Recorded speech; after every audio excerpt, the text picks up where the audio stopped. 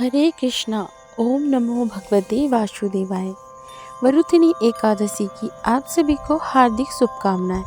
आज हम वरुथिनी एकादशी व्रत कथा का श्रवण करेंगे और व्रत की विधि जानेंगे और व्रत से होने वाले लाभ के बारे में जानेंगे।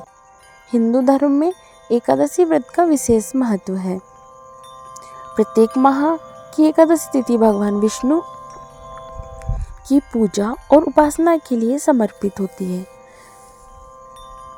इन एकादशियों में से बैसाख माह की कृष्ण पक्ष की एकादशी, जिसे वरुथिनी एकादशी कहा जाता है, अत्यंत पुण्यदायिनी मानी जाती है। इस दिन व्रत रखने से समस्त पापों का नाश होता है और भक्तों को स्वर्ग की प्राप्ति होती है। इस लेख से हम वरुथिनी एकादशी की व्रत कथा, महत्व, पूजा विधि और व्रत के नियमों पर विस्तृत रूप से चर्चा करेंगे। वरुथिनी एकादशी का महत्व। वरुथिनी एकादशी का व्रत रखने से व्यक्ति को न केवल इस लोक में सुख समृद्धि मिलती है, बल्कि परलोक में भी मोक्ष की प्राप्ति होती है। यह व्रत विशेष रूप से उन लोगों के लिए लाभकारी है जो संतान सुख की प्राप्ति, रोगों से मुक्ति या किसी विशेष मनोकामना की पूर्ति के लिए प्रयासरत है। शास्त्रों में वर्णित है कि वरुथिनी एकादशी का व्रत करने से 10,000 वर्षों तक किए गए तप के समान पुण्य की प्राप्ति होती है। तो आइए हम कथा का श्रवण करते हैं। वरुथिनी एकादशी की व्रत कथा श्रीमद्भागवत, पद्म पुराण और अन्य पुराणों में वर्णित है। एक प्रसिद्ध कथा इस प्रकार से है। प्राचीन काल में राजा मानधाता अत्यंत धर्मात्मा और भगवान विष्णु के परम भक्त थे। एक बार वह वन में भ्रमण करते हुए अत्यधिक थक गए और एक स्थान पर विश्राम करने लगे। इस बीच एक भालू ने उन पर आक्रमण कर दिया और राजा को घायल कर दिया। राजा की स्थिति अत्यंत दयनीय हो गई। तभी भगवान विष्णु वराह अवतार में प्रकट हुए और उन्होंने भालू से राजा को बचाया। इस घटना के पश्चात राजा मानधाता ने वरुथिनी एकादशी का व्रत किया और भगवान विष्णु की पूजा की।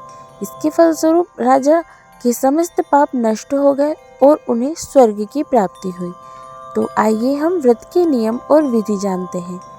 वरुथिनी एकादशी का व्रत विधि पूर्वक करने से अत्यधिक पुण्य की प्राप्ति होती है। व्रत के नियम इस प्रकार है। पहला है दसवीं तिथि से प्रारंभ। दसवीं तिथि से ही सात्विक आहार लेना चाहिए। इस दिन से ही व्रती को कांसे के बर्तन में भोजन करना चाहिए और मांसाहार, मसूर की दाल, चना, कोदो, शाक, मधु, दूसरे का अन्न और दूसरी बार भोजन करने से बचना चाहिए। दूसरा है एकादशी का उपवास। एकादशी तिथि को उपवास रखें। इस दिन केवल फलाहार करें या जलाहार भी कर सकते हैं।